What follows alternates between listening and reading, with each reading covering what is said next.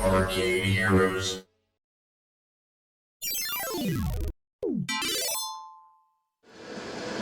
Greetings, it's Adam with ArcadeHeroes.com, and today I'm fixing something, and hopefully this will be of use to anybody who comes across the same problem that I have. But as you can see here, my Cruis'n Blast monitor is dead, and from doing some troubleshooting, particularly shining a flashlight on the screen image while the game is on, you can see a very faint image. Figured out it's the backlight died on it, which apparently is a somewhat common issue with this model of monitor, the Makvision 43-inch, which, as far as I'm aware, is in most Cruis'n Blast arcade machines. And this is actually the second time that I've had a modern arcade monitor go out on me. The first one was Batman, which happened the day after I got the machine. So fortunately that was covered under warranty, but Cruis'n Blast is a few years old, so not covered under warranty, and a replacement monitor is in the neighborhood of $900. Now I know some operators out there will say, well, yeah, that's crazy, I wouldn't pay that, just go to Best Buy and buy a new monitor or a TV. Well, the problem is that usually those look pretty janky, and when it's janky it doesn't earn very well. I have a Redline Rampage here where I just threw some monitors into that because the LCDs that came with it both were cracked in shipping, and it's never done terribly well. Granted, that's somewhat on the game, but anything that you have to replace with an obvious not open frame monitor just doesn't seem to do as well, and it also doesn't look as nice. Another problem with most TVs too is that they don't have an auto power on sort of thing, so you have to go over and hit using a remote and turn the TV on every time, which is also kind of annoying. But granted, I know there are a lot of arcade machines out there these days that do use TVs, like Minecraft Dungeons Arcade and Big Buck Hunter Reloaded, which are sitting on the opposite side of the camera here. But anyways, thanks to TJ Bayer, who's a San Francisco operator, arcade operator and technician. He pointed me to a link where they have a replacement backlight kit, as well as some suction cups to remove the crystal display. That's going to be the most intense part of this. So the whole thing is making sure that I don't crack that, but I ordered some suction cups as well to hopefully remove that without cracking it. If I crack it, then yeah, I'm going to have to either go to do the Best Buy janky monitor thing or bite the bullet and spend $900 on a new open frame monitor. But for, I think it was about $100 on this kit, I got to give that a try first and see if I can get it going, because Betson told me it was not repairable, but unfortunately TJ told me that it is, and he also provided some very handy instructions so that I know what I'm doing here, because the manual for Cruis'n Blast is mostly useless. It doesn't tell you how to do things like pulling out the monitor and whatnot. And so now of course most arcades would have a technician that would do this, but I am the technician of my own arcade, so I don't really have much of a choice there. But we will see how it goes, and hopefully this will be of some use in case you come across this issue in the future and can save you some money. And I'll also put the link below as far as where the parts are. But let's get to it.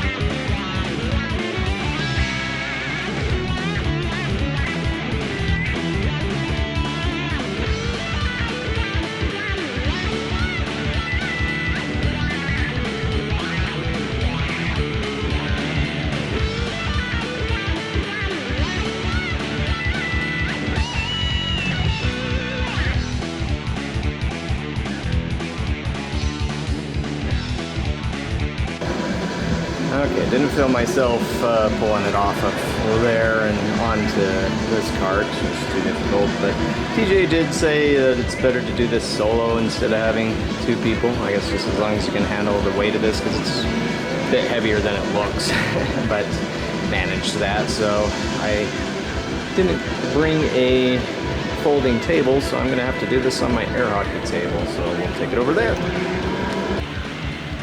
Okay, time to remove the L brackets.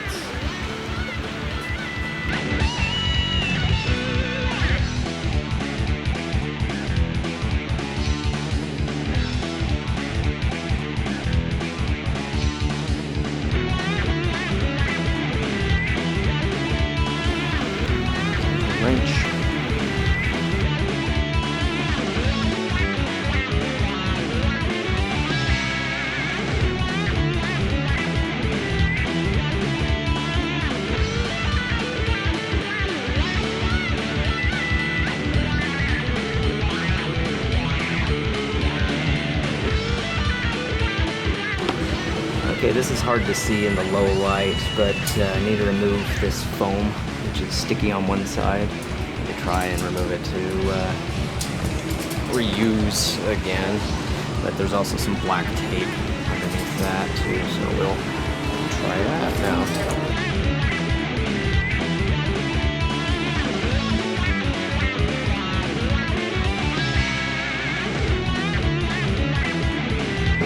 Very sticky. Okay, I made a mistake. I misread some of the instructions. There were some things I was supposed to do on the back first to remove some of this stuff. So that's what I'm going to be working on doing now, and then I'll flip it back over and get the LCD off.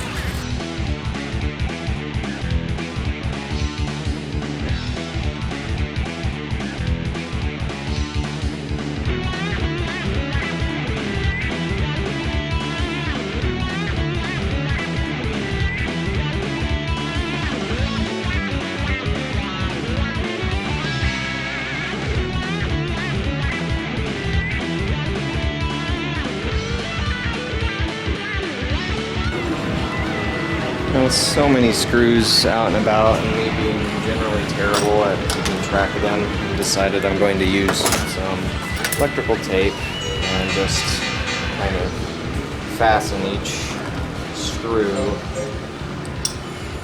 to a certain place where it needs to go, and then hopefully I won't lose any. So I've done that before, and with as many screws as one of these things has, lose it. I guess this is why they say it's not fixable, is because it's a real pain in the butt to doing all this stuff with it.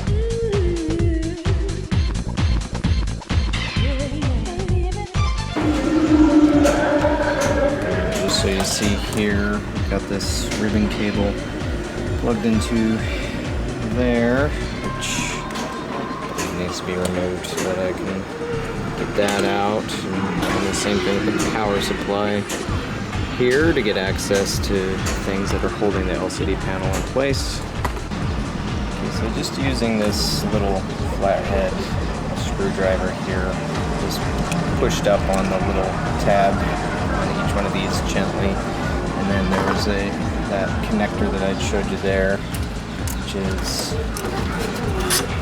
right there. This is for the VGA stuff, so that comes out that way. Pretty simple.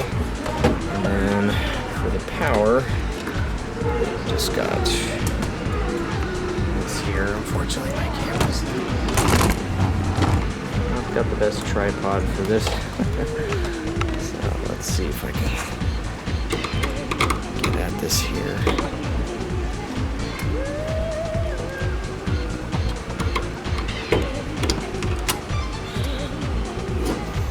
There we go. Super cool. Here we go.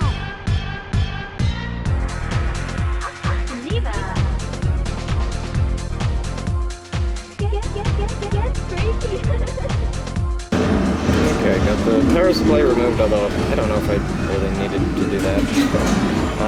Removed these screws here, here.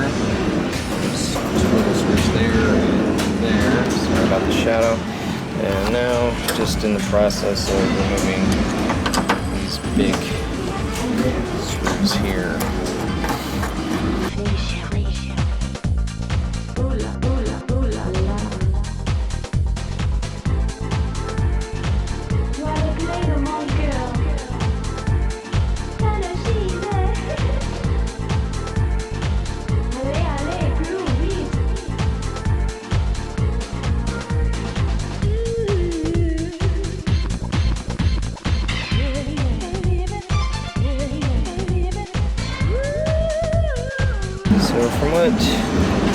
TJ said there are a couple of these little plastic dills that need to come out.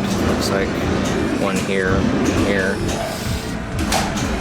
And then looks like I removed these brackets here. And then I might be ready to do the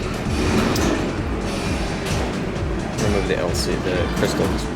Okay, with these brackets removed, now I've got these little black screws, which I know it'll be near impossible to see in the light as it is here, but there's a bunch around the edges that need to remove this next part.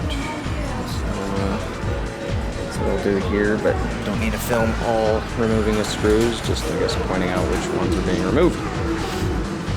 Okay, so as I was starting on the black screws, I realized this is probably smarter to do if it's flipped back over.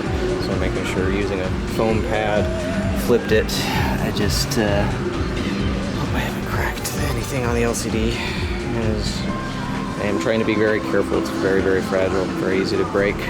Broke my Game Boy glass once by just thwacking it against my head when I was playing one of the very frustrating Simpsons games on there when I was a kid. And so I guess that traumatized me with LCDs ever since. But yeah, gotta use a different size screwdriver there.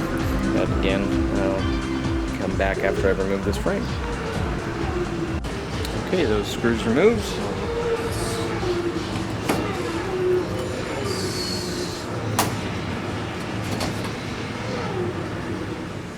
Lift it up.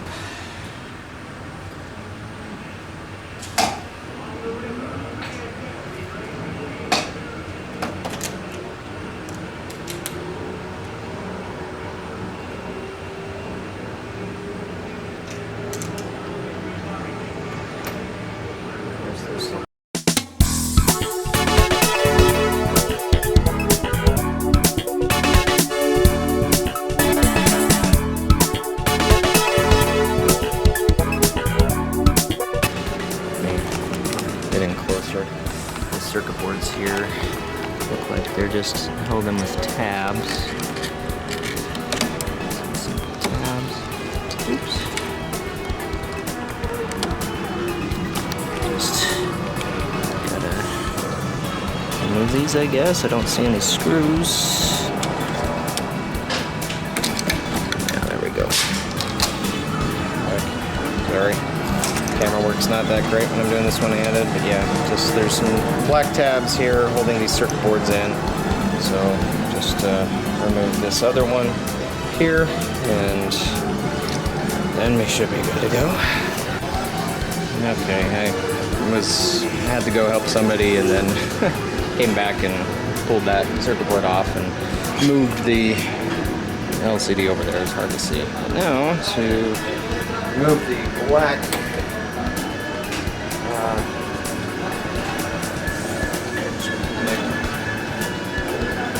whatever this is.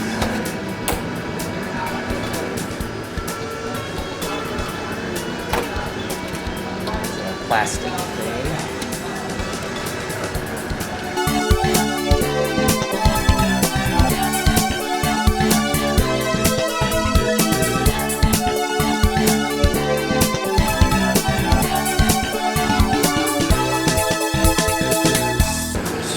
Looks like there's a layers here.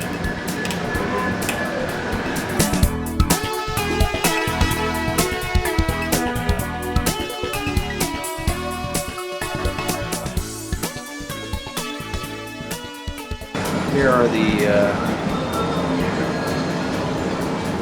plastic things that I popped out earlier.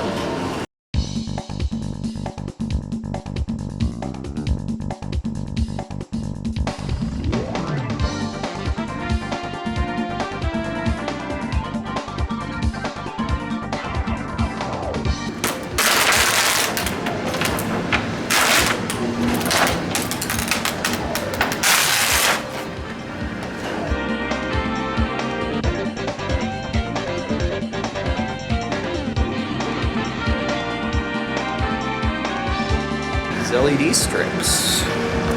So just give you a better look at the inside here.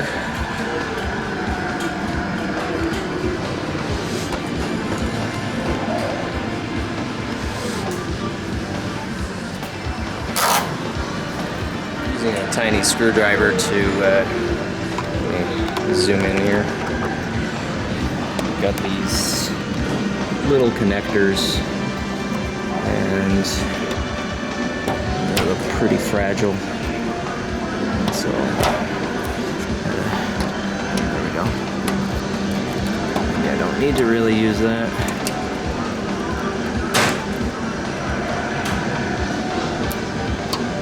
Just need to get the little tab up and pull it out, but the wires are also very fragile, so I'll work on removing those and then replace the strips.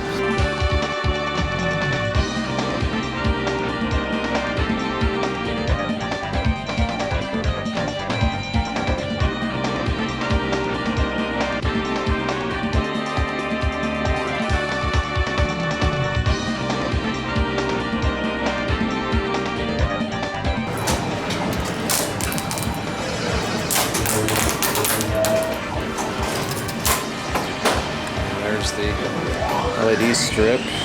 Interesting way that they do that.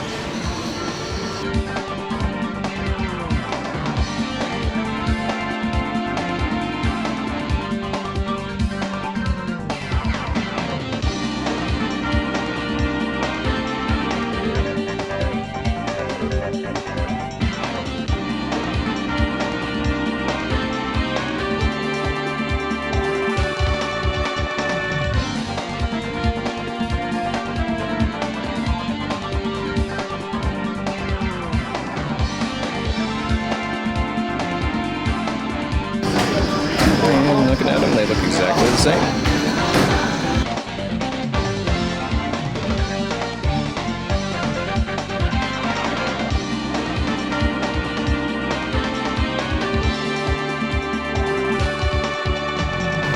Just replacing the double-sided tape. I should do that on all of them.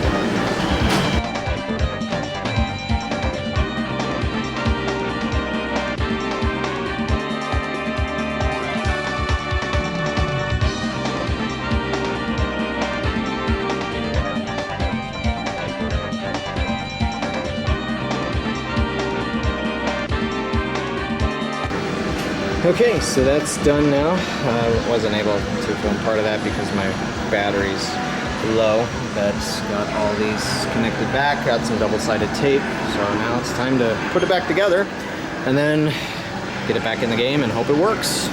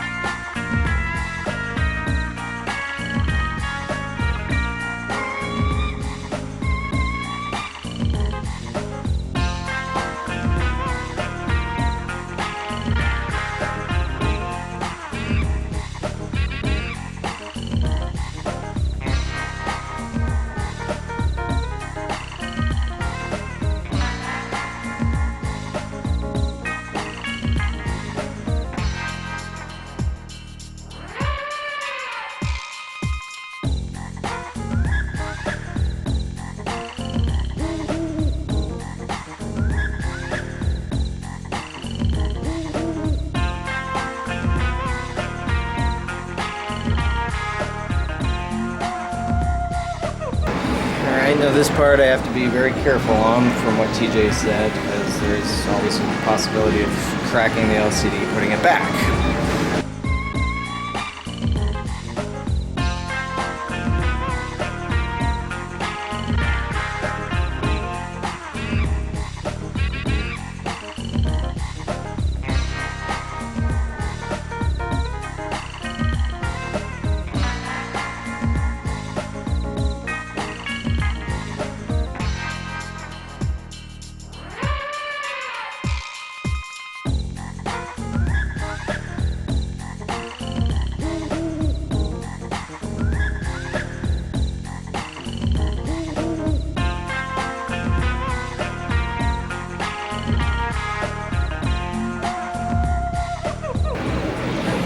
black screws in. And,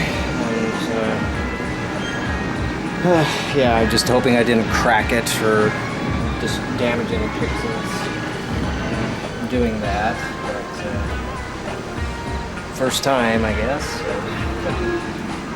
Make some stupid mistakes.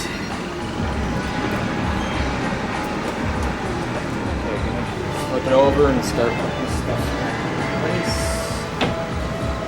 I wiped it off with a microfiber cloth. There were marks from the suction cups. Found this piece of foam to help prevent extra scuffs and such.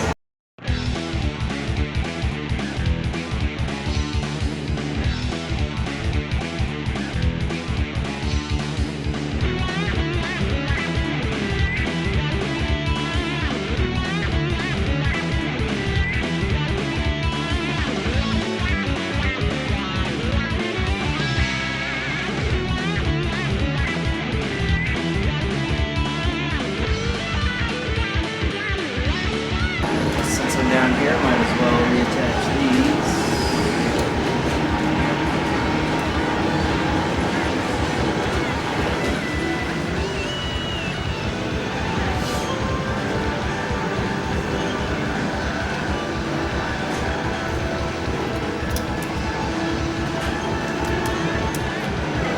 Now one of those little plastic knobbies, I was trying to pull it up, it fell back in. Both of them fell back in. So put the fan and video board back on.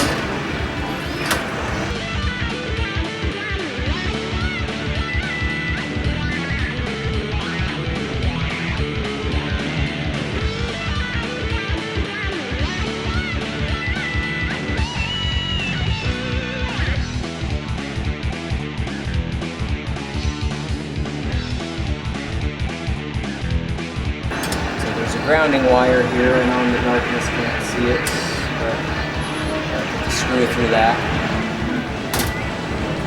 So now I've connected everything from this board into where it needs to go. Go back. Remove these screws to this box back into place. Now to put these bigger screws back.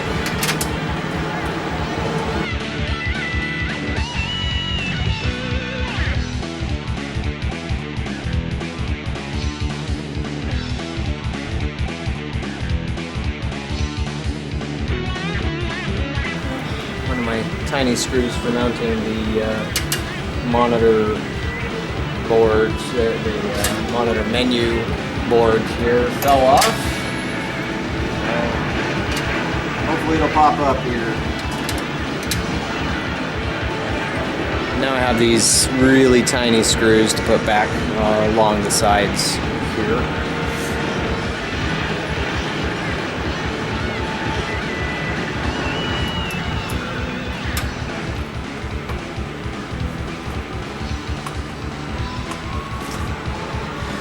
Now I'm going to put these three covers back on pretty straightforward, and then also a couple of screws here along the bottom, and then should be good to put the tape, or flip it back over, put the tape foam stuff back on, brackets and everything, and get it back into the game and see if it works and see if I cracked it or not.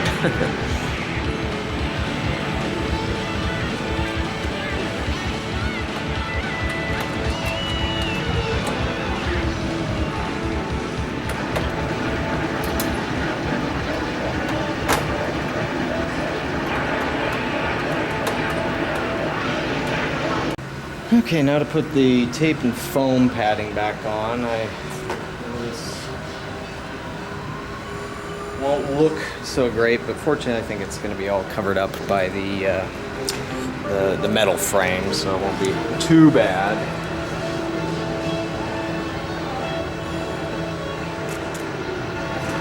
Although I think you still want to try and get it as close to the edge as you can, otherwise the players will notice foam sticking out on the side.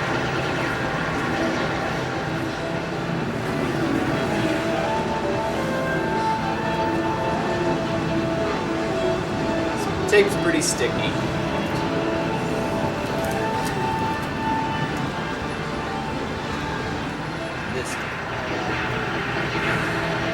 Now, it doesn't look super professional. I know you can't really see too well, but you know, it is what it is. If it saves me $900, then it saves me $900. It's always smart to clean the glass when on the inside when you have the chance.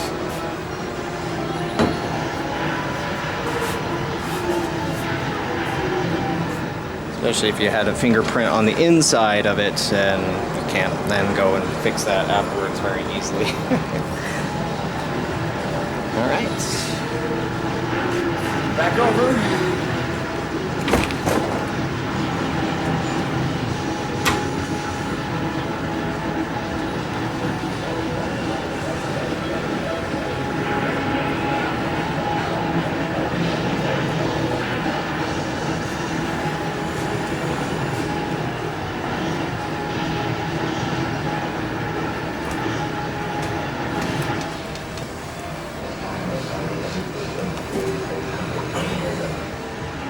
I'll line it up more properly. Put the after putting the brackets on, and that way I can see what needs to go.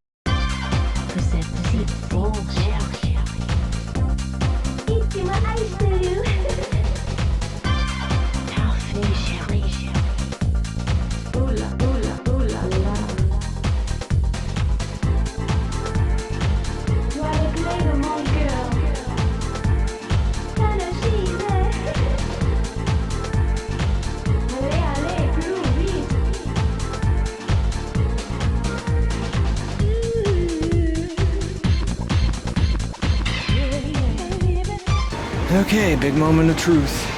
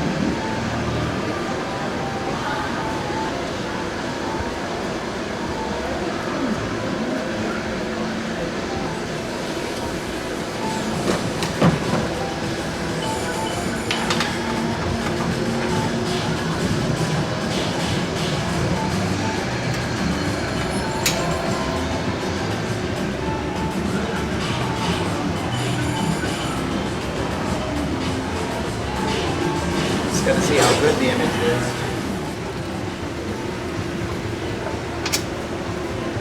Just hand inserting some of the bolts here while I wait. Doesn't appear to have any cracks in it.